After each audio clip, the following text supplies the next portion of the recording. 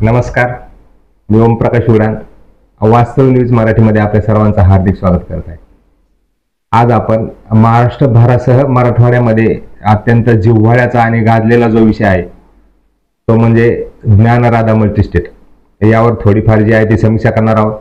कारण गेल्या 2 वर्षापासून ज्ञानराधा मल्टीस्टेटच्या संदर्भातल्या कारवाया, न्यायालयीन प्रक्रिया, ईडी, सीआयडी या सगळ्या गोष्टी ज्या आहेत त्या होताना दिसून येत आहेत। आणि गेल्या 3-4 दिवसापूर्वी ज्ञानराधा मल्टीस्टेटचे सुरेश कुटे यांच्या पत्नी जे आहेत अर्चना कुटे यांनाही पोलिसांनी ताब्यात घेतले। आणि म्हणूनच मग त्यांना ताब्यात घेतल्यापासून सगळे जे ठेवीदार खातेदार हे जे आहेत यांना सगळ्याला आस लागली की बाबा आता आपले पैसे मिळणार, आपल्या ठेवी परत मिळणार, आपल्या खात्यातील पैसे परत मिळणार। पिग्मी एजंट जे आहेत त्यांनाही तसंच वाटायले, म्हणून आपण त्यावर थोडीफार जी आहे ती समीक्षा करण्याचा प्रयत्न करणार आहोत। कारण त्यांना जे अर्थी पोलिसांनी ताब्यात घेतलं या अर्थी आपली मालमत्ता किंवा आपले पैसे, आपल्या फिक्स डिपॉझिट, आपल्या खात्यावरील पैसे लगेच मिळतील असं मात्र समजू नये। कारण आपण जर बघितलं तर सर 2010 मध्ये ह्या ज्ञानराधा मल्टीस्टेटचं वारं जे आहे ते मराठवाड्यामध्ये आपल्याला बघावयास आलं आणि त्यांनी त्याची जी आहे ती स्थापना जी आहे ती मराठवाड्यामध्ये केली। जवळपास मराठवाड्यामध्ये त्यांच्या 50 पेक्षा अधिक शाखा ज्या आहेत त्या झालेल्या आहेत। त्याच्यामध्ये जालना असेल, छत्रपती संभाजीनगर असेल, बीड असेल, नांदेड असेल, लातूर असेल, हिंगोली असेल, या सगळ्या जिल्ह्यामध्ये यांच्या शाखा झाल्यात। आणि बीडला त्यांचं मेन ऑफिस होतं। याबरोबरच छत्रपती संभाजीनगरला कोऑपरेटिव्ह ऑफिस जे होतं त्याचंही त्यांनी उद्घाटन केलं होतं। आणि ह्या सगळ्या ज्या काही ऑफिसेस आहेत त्यांच्या ज्या काही ब्रँच आहेत याचं मोठं थाटामाटामध्ये उद्घाटन सोहळा आणि विविध जे काही कार्यक्रम आहेत ते मोठ्या नियोजनबद्ध पद्धतीने जे आहे ते करण्यात येत होते। त्यासाठी लाखो रुपयाचा खर्चही कदाचित ज्ञानराधाचे अध्यक्ष जे आहेत सुरेश कुटे हे करत असतील। आणि त्यांनी त्यावेळेला त्या कार्यक्रमादरम्यान प्रत्येक येणारे जे आहेत त्यांना गिफ्ट सुद्धा जे आहेत त्या दिल्या होत्या। आणि हे सगळं चालू असताना त्यांनी जे आहे ते जास्त व्याजदराचं आमिष जे आहे ते सर्वसामान्यांना दाखवलं, खातेदारांना दाखवलं।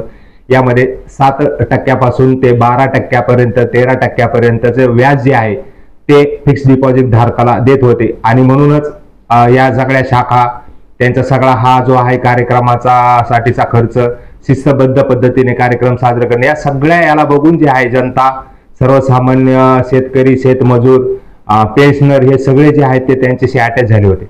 दुसरी गोष्ट आपण ही बघितली की त्यांचे जे अधिकारी कर्मचारी वर्ग आहेत हे गावागावामध्ये जाऊन खाते सुद्धा उघडत होते, ते व्यवहार सुद्धा ते करायचे। पैसे दिले तर त्याचे रिसिप्ट आणून द्यायचे, पैसेही आणून द्यायचे, असंही काही ठिकाणी आपल्याला बघायला आहे।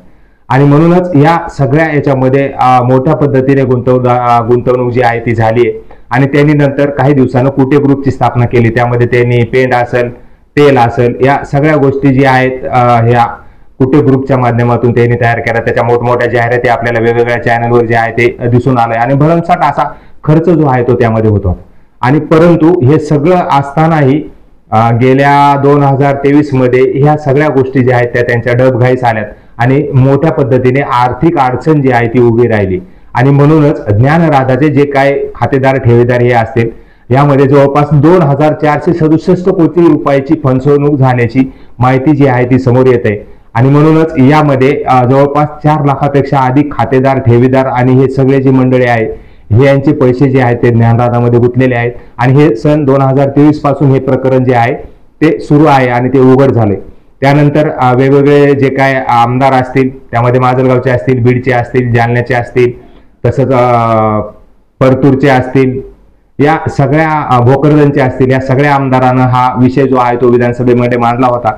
आणि मोठ्या पद्धतीने आर्थिक फसवणूक सर्वसामान्य शेतकरी, शेतमजूर, पेन्शनर यांची जी आहे ती झाल्याचं त्यांनी त्या ठिकाणी सांगितलं होतं।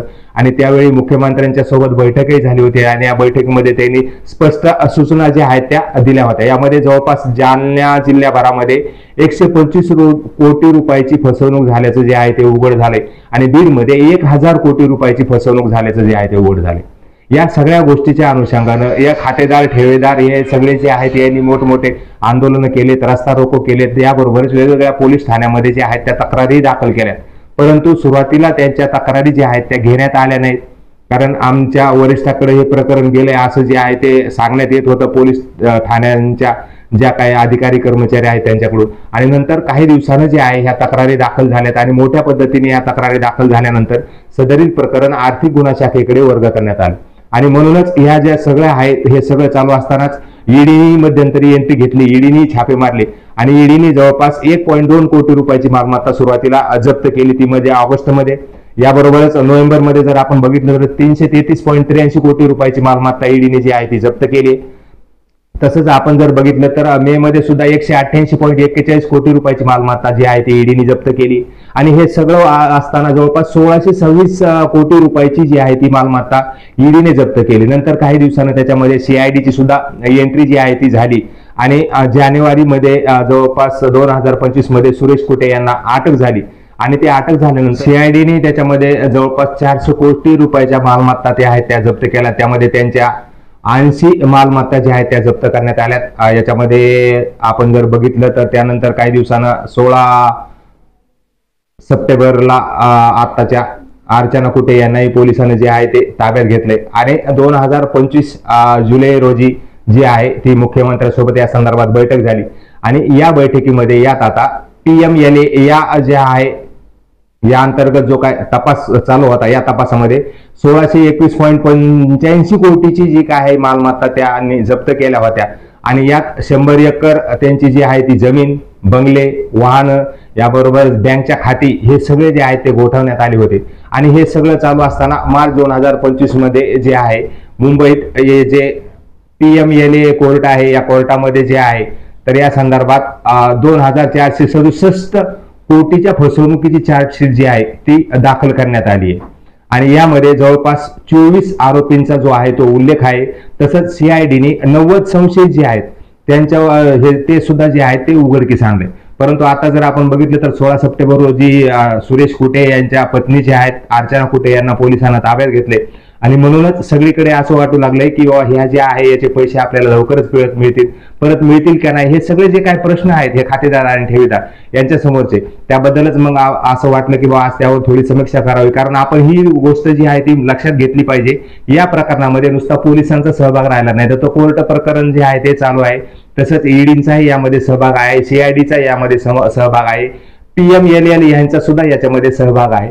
आणि या सगळ्या सहभागामधून त्यांच्या मालमत्ता ज्या आहेत त्या जप्त करण्यात आल्या आहेत, त्याच्यावर छापे टाकण्यात आलेले आहेत, त्या सील करण्यात आलेले आहेत.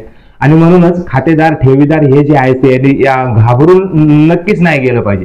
कारण यामध्ये मार्ग निघेल पण त्याला थोडासा काय वेळ लागू शकतो. कारण ह्या सगळ्या प्रक्रिया ज्या आहेत त्या पार पाडताना थोडासा वेळ त्यामध्ये जाऊ शकतो. परंतु नक्कीच ह्या सगळ्या ज्या गोष्टी घडून आल्यात त्याच्यामध्ये ईडीची एंट्री असेल, सीआयडीची असेल, MPLAची असेल, याबरोबर पोलिसांच्या आर्थिक गुन्हा शाखेची असेल, या सगळ्यामधून एकंदरीत असं दिसून येतं की खातेदार आणि ठेवीदार यांना त्यांच्या रकमा मिळायलाच हव्यात असा जो आहे तो मागणी त्यांची होत आहे. आणि कदाचित ते होईलही असंही दिसून येतंय. परंतु यामध्ये मूळ महत्वाचा मुद्दा म्हणजे यासाठी वेळ जो आहे तो भरपूर लागू शकतो. कारण या सगळ्या मालमत्ता आहेत, ह्या मालमत्ता जप्त केल्या झालं. परंतु ह्या सगळ्या मालमत्तेची जी आहे तो लिलाव करण्यासाठी वेगवेगळ्या ज्या काय प्रक्रिया आहेत त्या पार पाडाव्या लागतात. त्यामध्ये ह्या सगळ्यामध्ये त्यांना जे काय आरोपी आहेत सुरेश कुटे आणि त्यांचे इतर जे काय आहेत ते संचालक मंडळ असेल किंवा त्यांचा या सगळ्या ज्या गोष्टी असतील, त्यांचे जे काही मित्रपरिवार असेल, ज्यांच्यावर हे काय जे काय गुन्हे दाखल आहेत, या सगळ्यांना कोर्टाकडून किंवा ह्या ज्या ईडी वगैरे सीआयडी यांच्या संदर्भात जे काही सुनावणी होईल त्यामध्ये त्यांनाही काही गोष्टी विचारण्यात येतील. त्यांनाही या सगळ्या गोष्टी सांगून तुम्ही यांची परतफेड कसं करणार आहात हे म्हणणं सुद्धा यांना सगळ्याला त्यांचं ऐकून घ्यावं लागेल. याबरोबरच ह्या ज्या मालमत्ता जप्त जरी असल्या तर त्याचा लिलाव करताना बऱ्याचशा मालमत्तेवर जे आहे विविध बँकांचं जे आहे ते कर्ज आहे, त्यांचा बोजा आहे. मग पहिली गोष्ट या मालमत्तेवर याच्यावर पहिला अधिकार जो आहे तो त्या बँकांचा ज्यांचा बोजा आहे त्यांचा पडतोय. परंतु दुसरी गोष्ट आपण ही लक्षात ठेवली पाहिजे, त्यांच्या 7 बाऱ्यावर त्यांच्या मालमत्तेवर जरी बोजा असला तर ती तेवढी रक्कम जी आहे ती कदाचित नसते. कारण आपण जर सर्वसामान्यामध्ये पाहिलं, आपण शेतीचं लोन घेताना आपण जर 1 लाख लोन घेतलं तर त्याच्यावर 2 ते 3 लाखाचा बोजा जो आहे तो 7 बाऱ्यावर किंवा आपल्या मालमत्तेवर टाकण्यात येतो. कारण ते 5 वर्षाची जवळपास सरासरी करून व्याज आणि मुद्दल मिळून तो बोजा टाकण्यात येतो. म्हणून आपण जे खातेदार ठेवीदार आहे त्यांनी असंही घाबरून जाऊ नये किंवा एवढ्या कोटीचा बोजा आहे, एवढ्या लाखाचा बोजा आहे. तो बोजा जरी तेवढा असला तर प्रत्यक्षात कर्ज मात्र तेवढं नसतं असंच आपल्याला दिसून येते. म्हणून तेही घाबरून जाण्याचं काम नाही. आणि दुसरी गोष्ट, जरी अर्चना कुटे यांना ताब्यात घेतलं असेल तर त्याची सखोल जी आहे ती चौकशी होईल आणि पुढे जी कारवाई आहे ती चालू राहील. परंतु ह्या सगळ्या प्रक्रियेमध्ये न्यायालयीन प्रक्रिया आहे, ईडीचा सहभाग आहे, सीआयडी आहे, याबरोबरच PMLA हे जे आहे, या सगळ्या ज्या गोष्टी आहेत या सगळ्या गोष्टीमधून याच्यावर अभ्यासपूर्वक जे आहे ते प्रक्रिया त्याची होण्यासाठी वेळ लागू शकतो, परंतु मला तरी या सगळ्या गोष्टीवरून असं दिसून येतंय की नक्कीच खातेदार ठेवीदार यांच्या ज्या रकमा आहेत त्यांना त्या परत मिळतील, परंतु त्यांना त्यासाठी काही कालावधी जो आहे तो जाऊन द्यावा लागेल. लगेच त्या गोष्टी होणार नाहीत, कारण ह्या प्रक्रियासाठी वेळ जातो. दुसरी गोष्ट, आरोपींना सुद्धा त्यांचं म्हणणं मांडण्याचा अधिकार आहे आणि तो अधिकार कोणीही हिरावून घेऊ शकत नाही, म्हणून त्यांना सुद्धा त्यांचं जे काय म्हणणं आहे तो मांडण्याचा अधिकार जो आहे तो दिला जाईल आणि त्यांचंही म्हणणं जे आहे ते ऐकून घेतल्या जाईल. आणि ह्या सगळ्या गोष्टी असताना ह्या विविध बँकांचा यांचा जो काय बोजा आहे, त्यांचं जे काय कर्ज आहे, या सगळ्या ज्या आहेत त्याला अगोदर ह्या सगळ्या प्रक्रियेमध्ये प्रायोरिटी द्यावा लागेल आणि त्यांचं हरकत घेतल्याशिवाय ह्या मालमत्तेचा जो आहे तो लिलाव होणार नाही. परंतु या सगळ्या गोष्टीतून एक मात्र दिसून येतंय की ही जी मालमत्ता आहे या मालमत्ता जप्तीमधून खातेदार ठेवीदार पिग्मी एजंट यांना सगळ्यांना जे आहे ते पैसे मिळतील अशी जी आहे एकंदरीतच अपेक्षा आपण या ठिकाणी व्यक्त करूया, कारण ह्या प्रक्रिया ज्या आहेत त्या फार लंब्या असतात आणि ह्या प्रक्रिया पार पाडताना वेगवेगळ्या ज्या गोष्टी आहेत त्या तपासल्या जातात आणि त्याला वेळ भरपूर जातो. म्हणून गेल्या 2023 पासून ह्या सगळ्या प्रकरणावर जो आहे तो चर्चा चालू आहे, त्याच्या चौकशा चालू आहेत आणि म्हणूनच याला काही वेळ जो आहे तो जाऊन द्यावा लागेल. आणि नक्कीच या सगळ्या गोष्टीमधून तरी असं दिसून येते की ज्ञानराजाचे जे ठेवीदार खातेदार पिग्मी एजंट हे आहेत यांना त्यांच्या रकमा मात्र मिळतीलच अशी आशा आपण बाळगूया. आणि यासाठी जो काय हा पुढाकार घेतला जातो त्यामध्ये वेगवेगळे आमदार असतील, मंत्री असतील, काही मुख्यमंत्री असतील, त्यांनी याच्यामध्ये सहभाग नोंदवलाय आणि त्यांनी सांगितलं की आम्ही ह्या खातेदार ठेवीदार यांना जे आहेत त्यांचे पैसे, हक्काचे पैसे, घामाचे पैसे जे आहेत ते मिळवून देऊ, आम्ही त्यासाठी अधिक प्रयत्न करू असं त्यांचं जे म्हणणं आहे. त्या म्हणण्यानुसार तरी असं सद्यस्थितीत तरी दिसून येते की ह्या रकमा ज्या आहेत त्या ठेवीदार खातेदार पिग्मी एजंट जे आहेत त्यांना परत मिळतील, परंतु त्यासाठी वेळ मात्र थोडासा जाऊन द्यावा लागेल.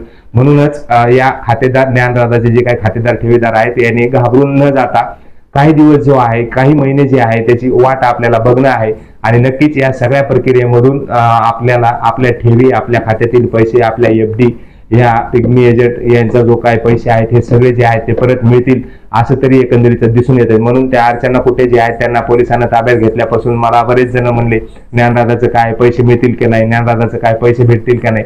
या सगळ्या ज्या गोष्टी ज्या आहेत त्या चालू असताना आपल्याला त्यांना जरी ताब्यात घेतलं असेल तर त्यामधली अधिकृत प्रक्रिया जी आहे त्यांची चौकशी केल्या जाईल, त्यांचा कुठं सहभाग आहे का हेही बघितलं जाईल. कारण एवढ्या कोट्यवधी रुपयांचा हा जो आहे तो आर्थिक व्यवहार जो आहे तो झालेला आहे आणि त्यामध्ये या सगळ्या खातेदार ठेवीदार जे आहेत त्यांची फसवणूक झालेली आहे.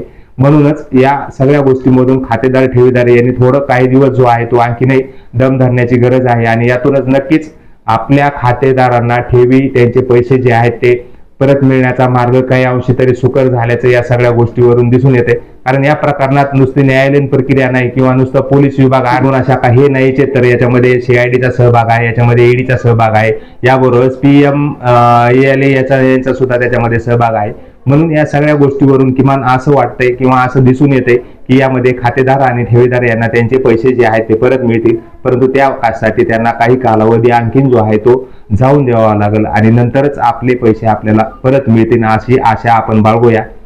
चला, वास्तव न्यूजचा तुम्हाला हा जर व्हिडिओ नक्कीच आवडला असेल, अशाच वेगवेगळ्या घटना घडामोडीसाठी तुम्ही वास्तव न्यूज मराठी चॅनलला सबस्क्राईब करा, लाईक करा, कमेंट करा आणि हा व्हिडिओ शेअर करायला विसरू नका. वास्तव न्यूज मराठीमध्ये आपण तुर्तास येथेच थांबूया. तोपर्यंत धन्यवाद.